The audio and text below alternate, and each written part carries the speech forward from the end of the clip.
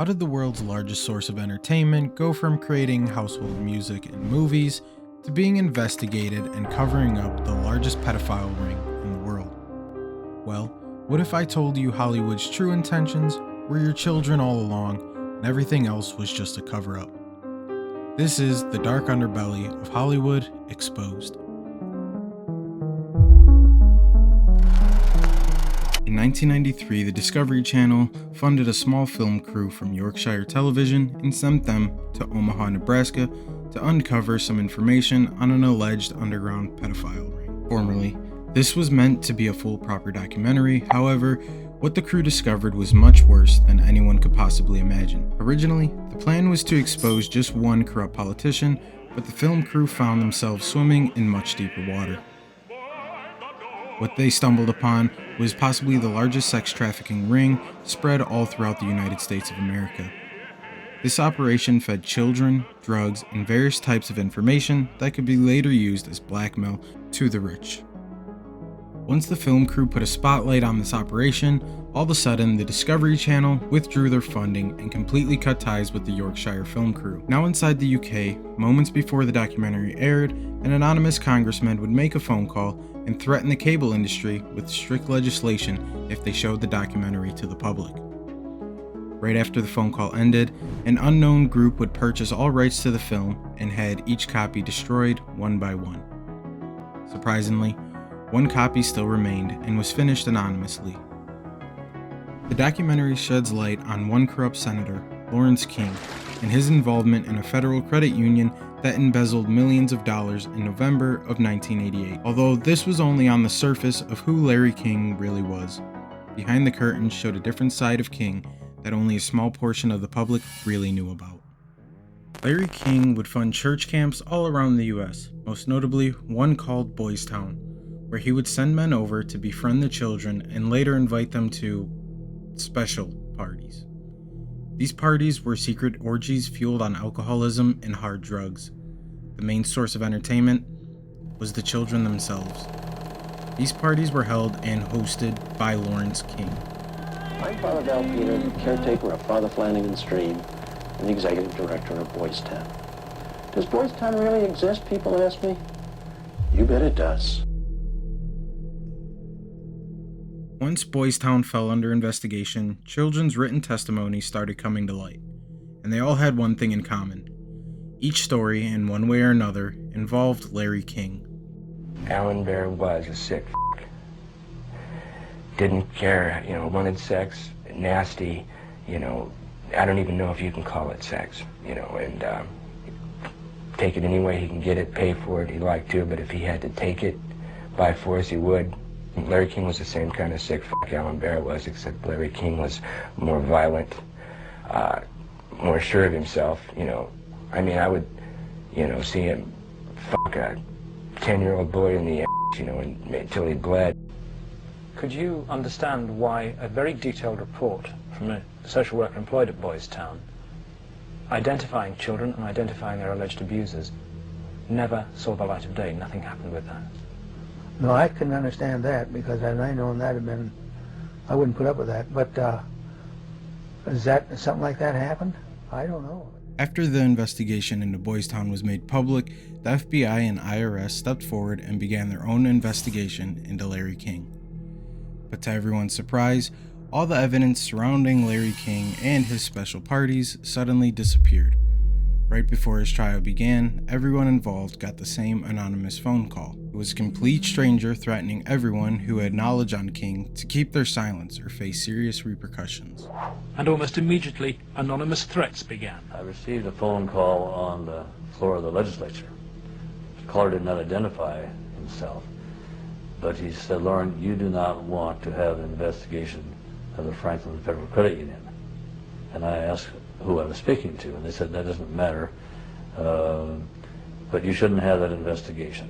And I said, "Well, why not?" He said, "It will reach to the highest levels of the Republican Party, and we're both good Republicans." The night before we testified before the legislative committee, I did receive a phone call at home that said, "If you speak, you won't live to regret it." When the film crew reached out to the workers of Boys Town for a comment, they were sadly stopped in their tracks as everyone was either too scared to speak up or trying their best to save face. Hi.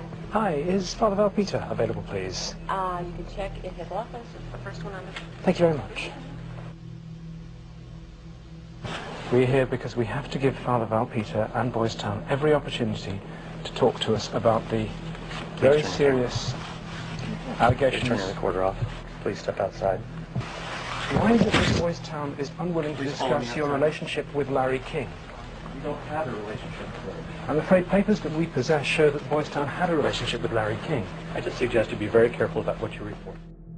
There's much more to this story than I'm leaving you with, but unfortunately, Conspiracy of Silence never officially aired, and much of the evidence was destroyed or tampered with, leaving innocent people to rot behind bars, like Alicia Owens, a victim of King who was manipulated by the FBI and ended up serving 25 years, despite all the evidence pointing in her favor. It seems the higher-ups at play wanted this whole thing to disappear, and unfortunately for the victims of Larry King, it did. In 2005, Jeffrey Epstein was seemingly on top of the world. His clients knew him as a financial architect that controlled most, if not all, their financial decisions and investments with a team of over 20 accountants to help him. This put Epstein right in the center of everything and everyone with full control. Or so he thought, as the entire world would soon turn on him when one 14-year-old girl stepped forward and revealed that she had been molested inside Epstein's home after being lured there by 2 other girls. Epstein targeted children that he believed the world forgot about, children that were abandoned by their families with no home and nowhere to go, because in his mind, these are the children without a voice, the ones that don't get saved. When he was finished, Jeffrey would often bribe the victims and convince them to bring back their replacements. Courtney Wild, one of Jeffrey's victims, was quoted saying, "Jeffrey preyed on children who were basically homeless, ones he thought no one would listen to, and he was right." Soon, Epstein found himself drowning as dozens of lawsuits were filed against him. The entire time, Jeffrey would use his silence to fight back rather than speaking up during these depositions. After the indictment had been served, with over 30-plus teenage victims involved, Jeffrey was looking at life in prison. It's rumored that Jeffrey used his money and power to sway the sentence more in his favor, as he was only charged with 2 counts of soliciting prostitution from a minor. This was regarded as an unusually generous plea deal by Epstein's legal team. It's worth quoting lawyer Spencer Kuvik, who represented one of the victims, stating, "She was taken advantage of twice. First by Epstein, and then by the criminal justice system that labeled a 14-year-old girl as a prostitute."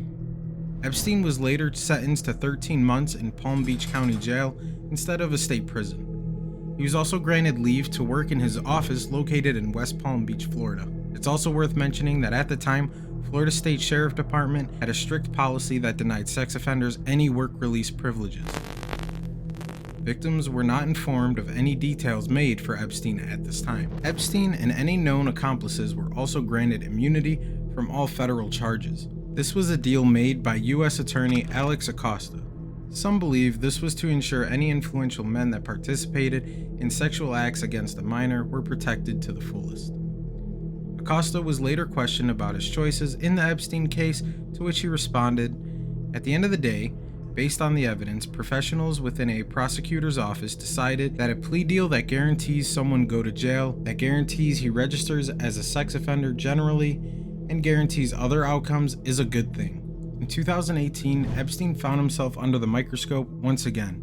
This time, it was believed the victim ranged to be around 80 women in total, all underage between 2001 and 2006. And on July 6th of 2019, Epstein was arrested again. This time, Ghislaine Maxwell would also be charged as one of Epstein's recruiters. Epstein was later denied bail by Judge Richard Berman, who stated, "The government has established a danger to others and to the community by clear and convincing evidence. I doubt any bail package can overcome a danger to the community." And on July 2019, Jeffrey Epstein was found dead in his cell at the Manhattan Correctional Facility. Unfortunately for his victims, Epstein's death was ruled a suicide by hanging. About 1 year later, Ghislaine Maxwell was arrested and charged with sexual trafficking of minors and is currently in prison waiting trial.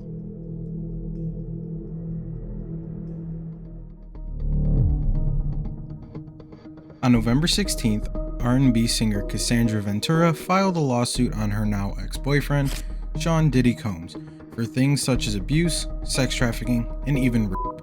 The lawsuit ended up being so graphic in nature that a trigger warning was included on the front page.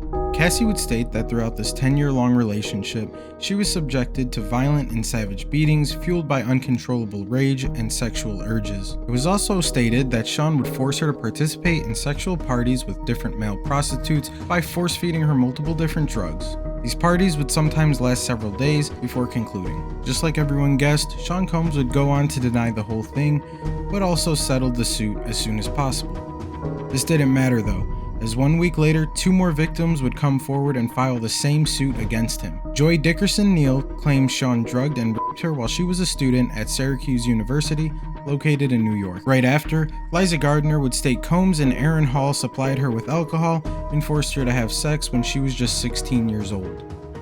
In a disgusting pursuit to make all this disappear, Sean Combs' lawyer would state this was nothing more than a cash grab attempt and was even quoted saying, "These women are simply out for a payday." Nonetheless, Combs found himself back in the public spotlight, just not in the way he wanted. Diddy would go on to step down from his chair at his cable network, and dozens of companies quickly dropped him and cut all ties. And for good reason too, as many more lawsuits came crashing down. Diddy eventually released a statement on Instagram stating, "Enough is enough. For the last couple of weeks, I have sat silently and watched people try to assassinate my character, destroy my reputation and my legacy. Sickening allegations have been made against me by individuals looking for a quick payday. Let me be absolutely clear. I did not do any of the awful things being alleged. I will fight for my name, my family, and for the truth." 1 month later, Rodney Jones would claim that Diddy sexually harassed him and forced him to have sex with multiple prostitutes while attending one of his parties. And on March 25th, both Sean's homes in Miami and LA were raided by Homeland Security. It was in these raids that officers found illegal firearms and ammunition hidden throughout the houses. While Sean was busy trying to save face and prove his innocence, a hotel surveillance video would come to light by CNN, showing a much different side of Combs that the public didn't know about. The video showed Sean chasing after Cassie in a towel, beating her and dragging her to the ground after she tried to leave one of his freak-offs. The hotel also told CNN that Diddy tried to pay them for their silence and tried to cover up the whole incident. Sean took to Instagram again to release his apology. It's so difficult to reflect on the darkest times in your life. Sometimes you gotta do that. I was up. I hit rock bottom. But I make no excuses. My behavior on that video is inexcusable. I take full responsibility for my actions in that video. I'm disgusted. I was disgusted then when I did it, I'm disgusted now. Cassie also took the time to release her own statement to the public in which she said, "Thank you for all the love and support from my family, friends, strangers, and those I have yet to meet. The outpouring love has created a place for my younger self to settle and feel safe now. But this is only the beginning." And she was right, as Homeland Security eventually arrested Sean at his hotel in Manhattan. Judges would deny Combs bail on 2 separate occasions, stating he was a danger to the community and a danger to obstruct justice and intimidate witnesses. Even while in jail, another lawsuit was filed by Thalia Graves, who stated Diddy and his security raped her and recorded it back in 2001 when she was only 25 years old. Sean Combs remains inside Brooklyn's jail cell that he is currently sharing with Sam Bankman-Fried. But what happens when a loving father starts showing signs of a deranged mental illness known as Capgras syndrome? Click the video on the screen to find out now.